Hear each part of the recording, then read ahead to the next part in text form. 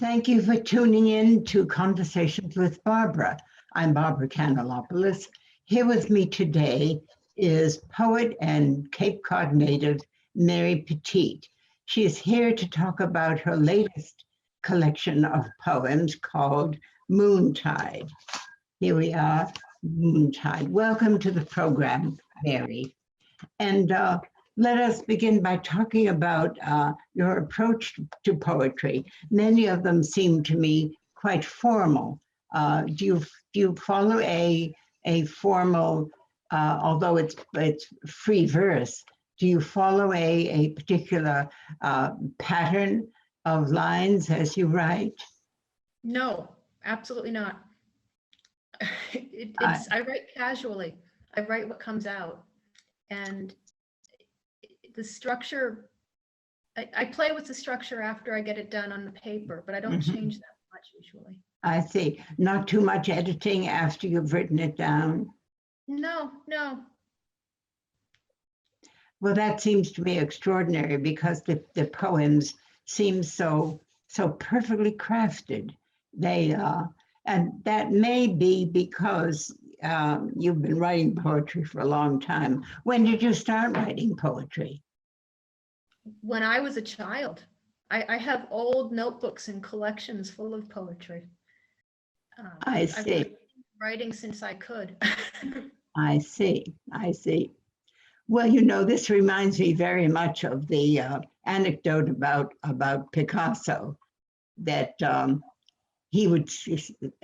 reporter asked him to scribble something on a napkin, and he did, but he said, it took me 25 years to be prepared to make that particular mark. So I think all those years of your writing poetry obviously have made it a much less effortful, an effortless process for you.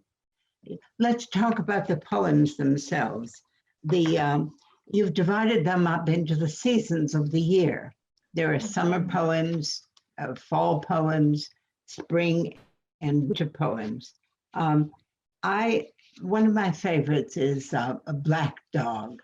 I wonder if you would be kind enough to read that for us among the summer poems.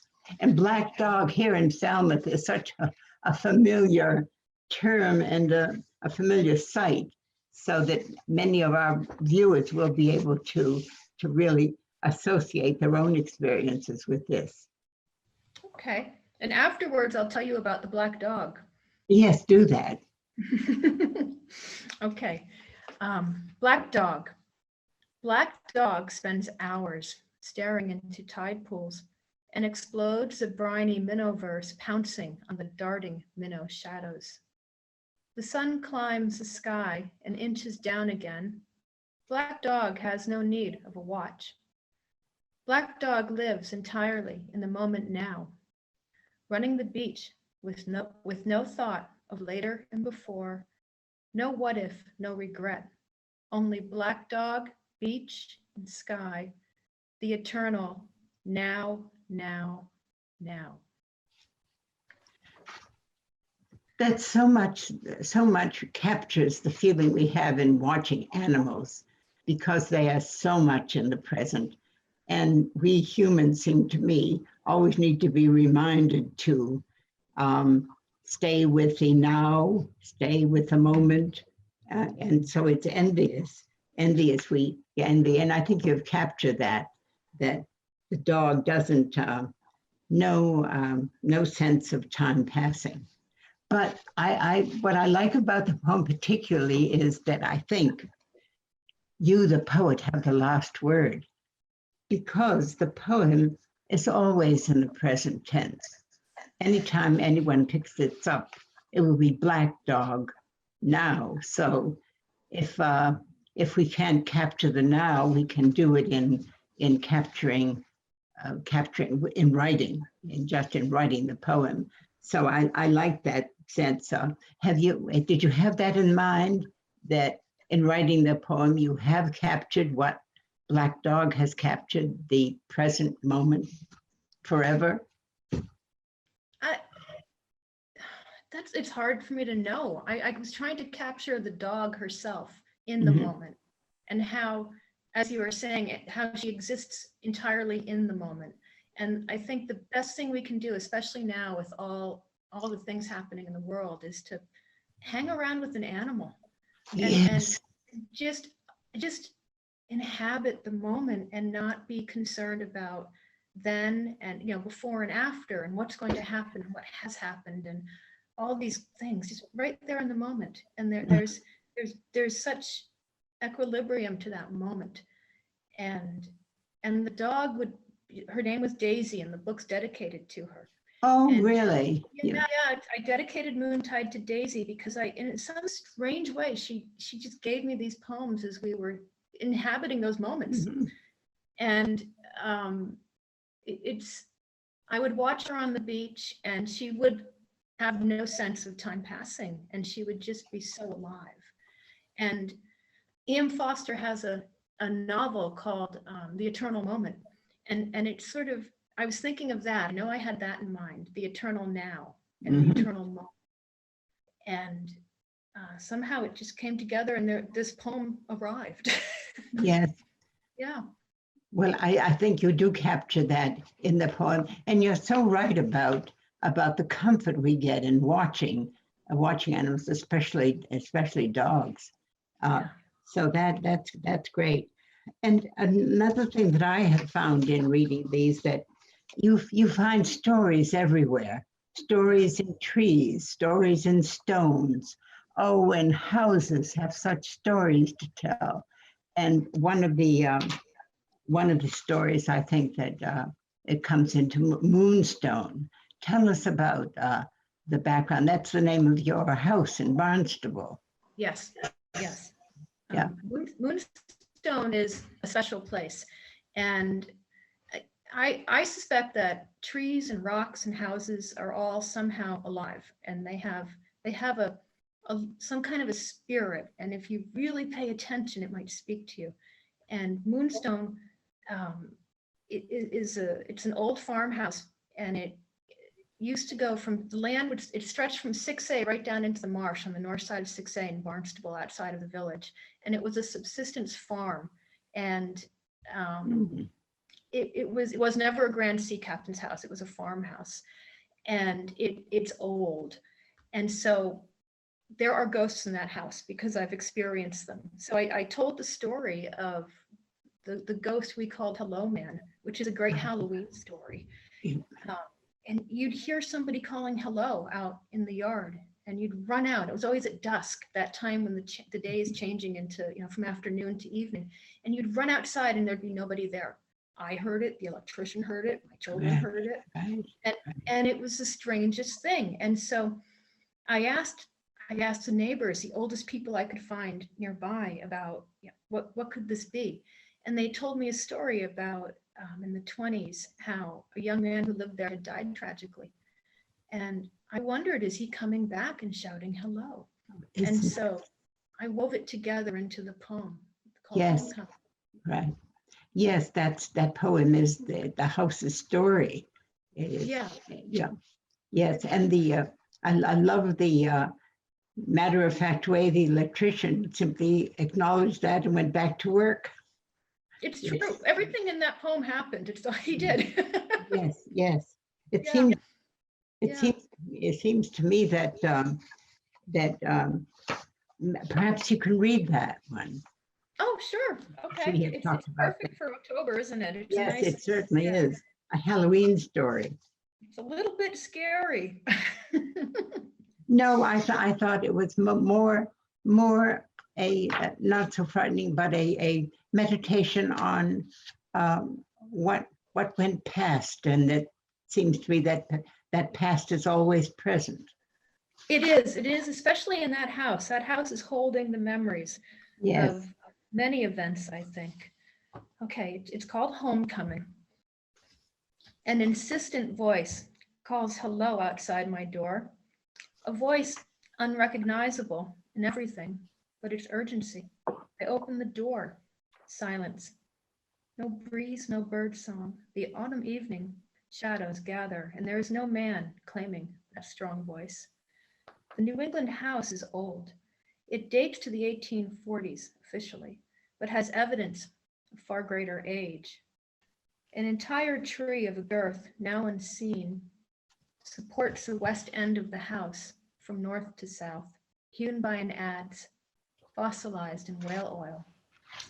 An ancient well is buried in the depths beneath the living room. Ancient headstones lurk beneath the porch.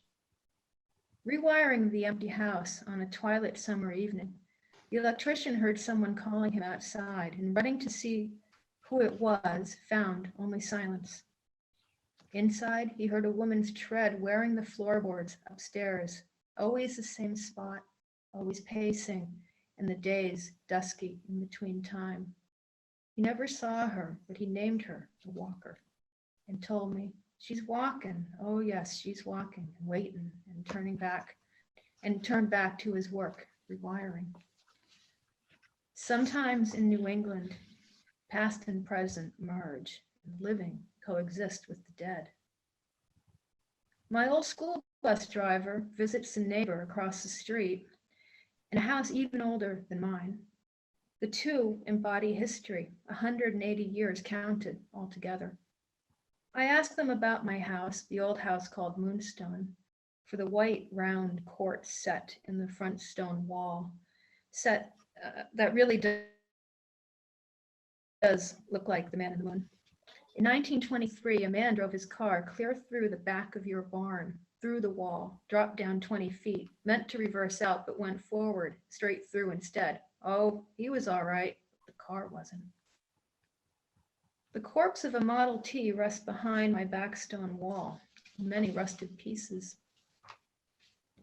A boy lived in your house early 1920s. He was young, about 20 years old, fitted the gauge of his truck to match the rail tracks out back to bring his gear to work the cranberry bog. Young, the track's more easy. One day the train came in fast and killed him. Never came home, long as his mother waited. Another early summer evening, this call from the porch, and this time my 6-year-old hears it with me, and together we run to see what is so urgent. Complete silence. I act on instinct. Hello, man, welcome. Please come in. I throw the porch door wide. You're welcome home any time, hello, man. I have named him and welcomed him home. The walker is still now. The calls of hello silent. Well, yes, yeah, this happens. Houses have their stories. You also spend you spend a lot of time walking the beach. You were talking about that earlier, that as you walk the beach, you make observations, particular observations, and then you will go home and the poem flows easily. Tell us more about that experience. Well, the poems came from a period of, I guess, almost 3 years. And I would walk the beach daily with my dog, the black dog. And she was a pointer lab mix named Daisy. And I got her from the Brewster Animal Shelter, where they always seem to have great animals. And we were best friends. And we walked, and she had lots of energy and needed to walk. Mm-hmm. She ran the flats. And the beach, I find the area of land between land and sea, which is the marsh, seems to, just has a lot of energy, I find. It's a lot of inspiration for me. It's that unclear area, it's marsh. It's not of the ocean or the land, it's the marsh. And I think it's, if they have ley lines, those are real, I think they're definitely in the Cape Cod marshes, because it would just be somehow intuitively energizing, and I could walk the beach every day and track each minute change. And I've noticed in those 3 years, the tides are coming in higher, and the rack line was going up closer. So the water is coming in. And there would be times when I'd see lots of garbage on the beach. So we'd pick it up and we'd, throw it away. And there'd be times when the beach was usually very clean because we have beautiful beaches. But just the time for the quiet your mind can have on a beach if you do it every day and you make it a practice, that's where creation can start to happen. And I think that's where the poems came from. Right. So that I'm not far from I'm not far from wrong. I'm right, I should say, to see these as quiet meditations. Yeah. They're experiences, but that they're thoughtful experiences. I particularly, and you're also a sailor, so that boats and the I should say the fellowship of boaters is close to you. I love the tribute that you've paid to the people who've owned over the years moorings and have sailed. And so that is a particularly beautiful poem. It is, I think it's called, it's part of your spree sailing. Sailing, yes. Yes. Yes. That's very much a Barnstable poem about life in the harbor and the community. Yes, yes, it is, with the absence of open moorings that are handed down from one generation to another. It is quite a history. So you'll read that for us, Sailing. Oh, yeah. Okay, this is called Sailing, and okay. The boy tacks away from shore, following the pier's reach to the sea. Confident astern, he grasps tiller and main as the sail fills with wind, and his hair glows golden in the morning sun. He glides past pier's end into the deep. I want to call him back, but hold my peace, and he sails straight and true, joining the other boats headed to the start line near the channel, close to the ferries. The race clusters there together, waiting on the start horn, and I lose sight of his bright hair as it blends into the boat-crowded, breeze-kissed summer haze. Sailing is freedom. He is captain of his own boat, alone upon his small, floating universe. Sailing is independence, self-reliance, and pure faith. Our Cape Cod village harbors many sailors of varied age and experience, and as new sailors raise sails, old salts lower theirs, de-rigging slowly, riding the sea's rhythm as long as they may, reluctant to give up the salt, the spray, the challenge. And as they de-rig, they share their experience as a priceless body of sea knowledge, passed generation to generation to generation. A sailboat is rarely empty, and a mooring never. I imagine an empty sailboat brings bad luck, and see far too few moorings to allow the luxury of disuse. As old salts age from the sea, they pass not only their stories and experience, but even their very boat to the next generation, that they may sail on one day without them. We are pushed by the wind, followed by the sea, and a motley assortment of boats that are part of our community, boats that have sailed through the years and generations, known as old friends, with distinct personalities, racing, teaching, and cruising the harbor. This summer, we have a beautiful Rhodes 19, a lovely vintage vessel dating to 1975. She was generously passed on to us by a friend who got too old, and each time we sail, a bit of him sails with us. The Rhodes rides my dad's old mooring, which he signed over to me when he could no longer manage it. The wheel turns, time passes. The hand on the tiller changes, but the boat plies on, and the 8-year-old sailing past the dock out of reach forms a new knot in a long line. Yes, Cape Cod sailors will love that. That is, it certainly will resonate very much with them.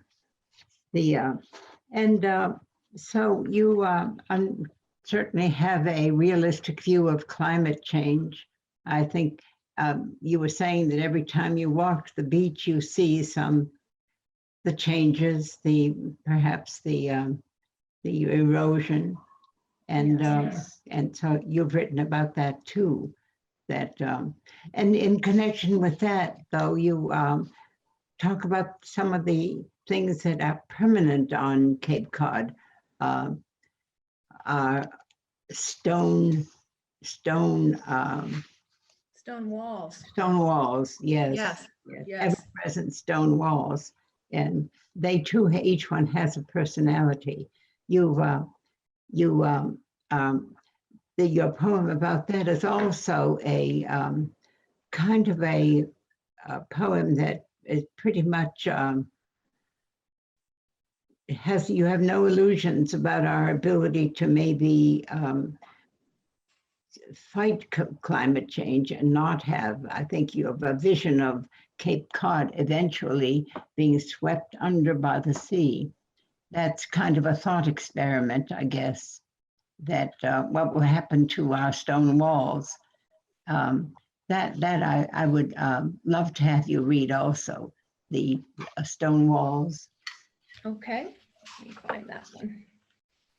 Ah, stone walls. Okay. That's page 26. Yep, there I am. Okay, stone walls. This is actually about Moonstone, the house as well. Really? Yeah, the farmhouse I mentioned is Moonstone. The farmhouse enjoyed an ocean view before the bleating livestock all moved west and the tall brush forest choked the fields between the water and the windows. The land was hard to farm through the clay and the rocks, and now it seems hardly soil and hardly farming at all. But the old farmhouse stands sturdy beside the silent barn, built to last and lasting within the old stone walls, reliable gray stone English hedgerows, built an ocean from home, stone veins tracing the landscape in a network of farmers' anchors, heavy and sure to outlast other traces of that hard farm life. When Cape Cod finally slips beneath the waves, the old stone anchors will continue marking old boundaries at the bottom of the sea, explored by fish and colonized by mussels. That is a little melancholy, but what's really interesting about this poem, in so few words, you have really captured a whole history of Cape Cod from its very beginnings, difficulty farming, to a future that you imagine that might be inevitable. This is some of the magic of poetry is how much you can say in so few words. And it's remarkable to me too that you are able to do this quite freely. I think it comes with a lot of thinking that goes before the writing. Yes, there's been a lot of thought, yeah. And I remember being in a science class in school, at Barnstable High School, and a teacher saying that Cape Cod will sink beneath the waves at some point, and it would be in the distant future. So I think it was always going to happen, but I think now it might happen a little bit sooner than anybody would have imagined. Yeah. But our stone walls will be there underwater. Yeah, I think they'll yes. always, yeah, they'll mark the spot. They will definitely. Yeah, these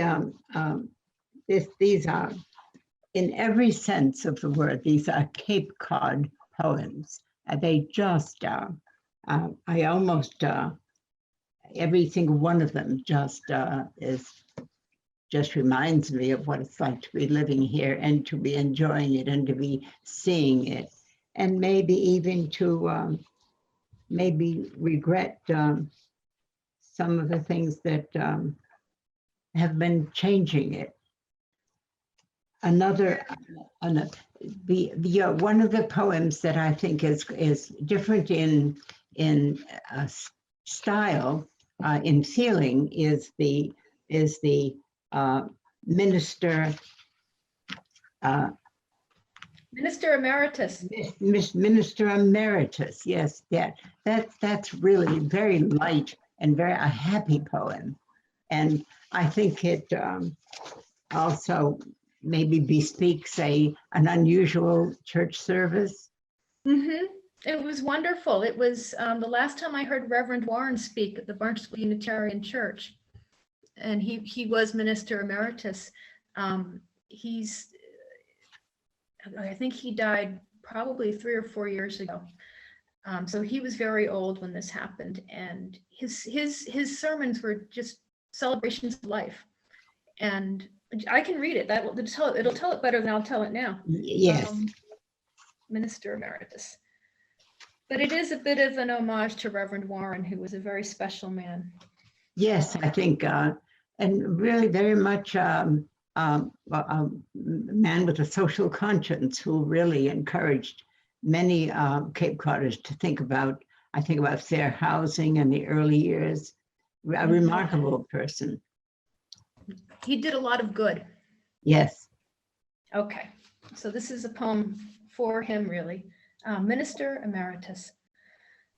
The last time I heard the Minister Emeritus, the church on the hill was sticky hot with July heat, and he delivered his sermon, which really wasn't a sermon, in a measured, age-soft voice, and held us in his wise, warm, watery gaze. And as we rose to leave the sanctuary, the pianist tapped gently the opening strains of American in Paris, and we started moving down the aisle of the Unitarian Church, gently swaying, as close as we could come to dancing in the Unitarian Church. And the pianist played more boldly as the Gershwin started swinging, and we were swung aloft on rays of sunshine as the minister emeritus gently smiled goodbye to each of us as we passed outside the church.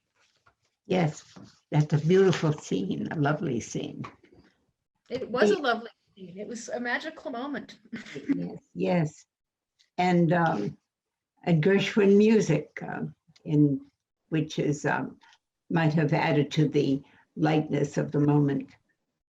It did very much. It was just a magical thing that happened. It was an impromptu kind of thing. Mm-hmm. And the poems are kind of like, they describe moments in time, and they describe our lives on the Cape, and there's a lot of common experience, like sailing. We know about sailing and beaches, but they're vignettes. So I think they might be valuable as a record of a moment in time.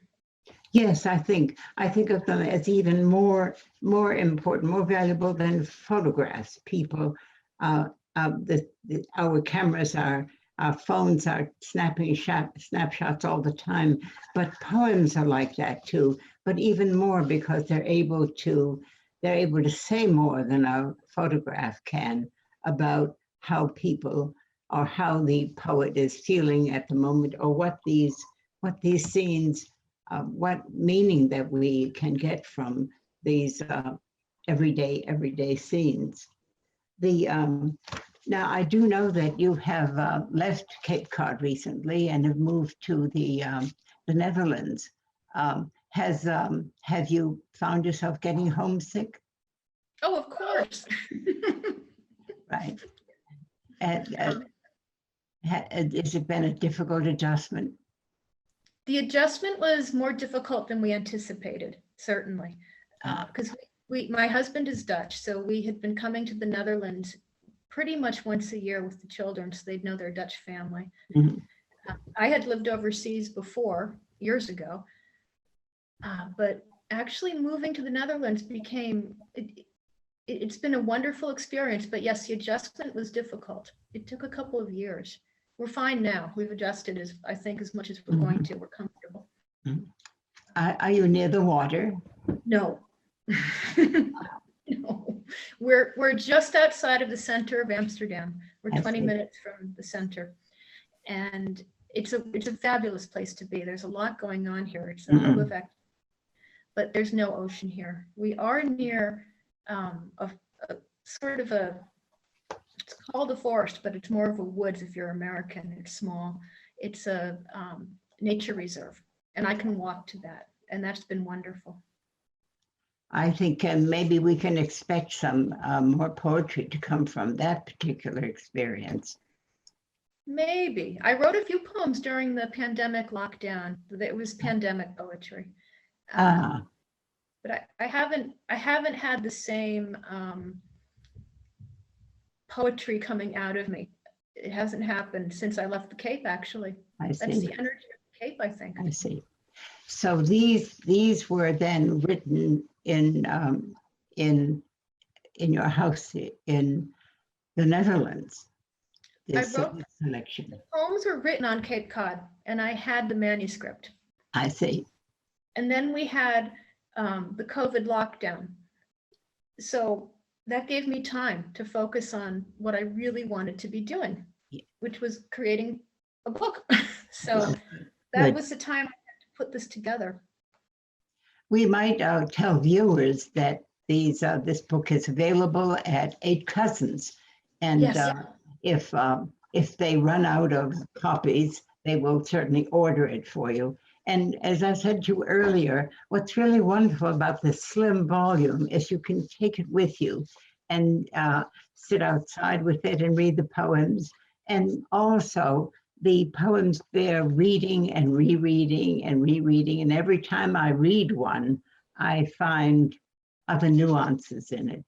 It's that kind of poetry, accessible and yet meaningful, and able to keep giving off meanings. And for anyone who has walked the beaches, I think will understand what I mean by this. So that's available at 8 Cousins, and so, but we mustn't leave this conversation without having you read the title poem, Moontide. Moontide. Moontide's my favorite poem in the book. Let me find Moontide. Okay. And it's, here we go, Moontide. Moontide was inspired by, as you'll read in the book, or in the poem, I'll read to you. One summer, the tide really went out on a full moon. It went out really far. And the channel right next to the lighthouse on Sandy Neck at Beach Point, the point in the harbor in Barnstable Harbor, the channel became probably, I don't know, 3 feet wide, and it was sort of in a canyon. It's like it was really extreme. There was no water, and it was just running out, and you could feel the water. You could feel the power of the tide pulling it, and it was pretty dramatic. And How exciting! It was really neat, and it inspired this poem. I saw that years ago. The poem came later. I've only seen the deepest secret part of the harbor once, when a full moon tide pulled the water out, and I stood before the sandy point, deep in the channel's hidden cannon, in a cool, damp water world, where a ribbon of blue, 3 feet wide, lay enchanted by the moon. I almost leapt across, but didn't dare for fear of falling in. That is, yes. Scary, but that's exciting. A once in a lifetime experience. Yeah. I would think. Yeah, I haven't seen that again. Right.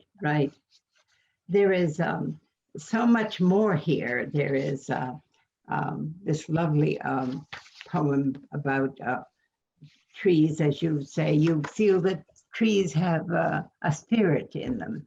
And this one comes out quite strongly. One feels that there is a voice in this old cedar, or a spirit.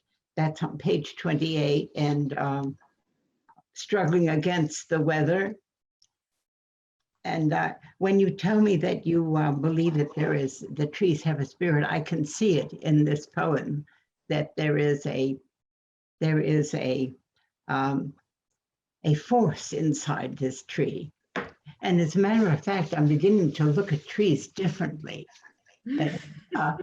Not quite, a little more alive than I've ever thought of them before. So this one is called Old Cedar. Well, old cedar it's an old cedar tree, and it lives on the beach between Indian Trail and Millway Beach. And I have been sitting with old cedar for years and years and years. And the water comes up closer and closer. And there's not much left of old cedar anymore because the salt is killing it. And it's actually probably quite dead.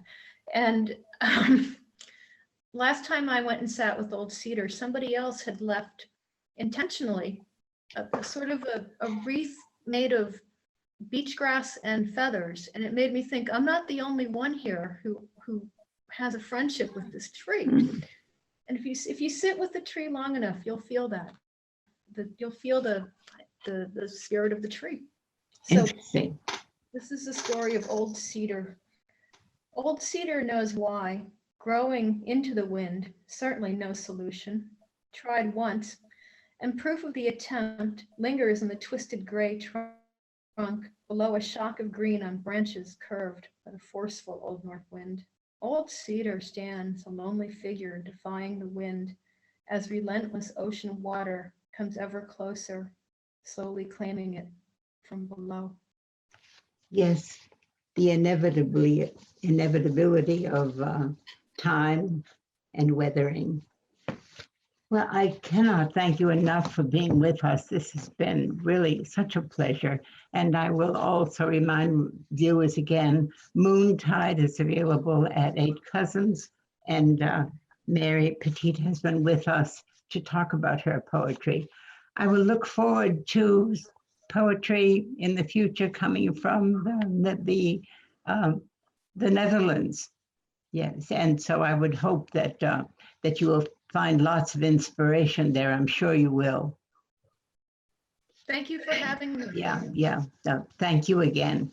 And thank you, Marilyn Rowland, for setting up this Zoom for us. And thank you, viewers, for watching.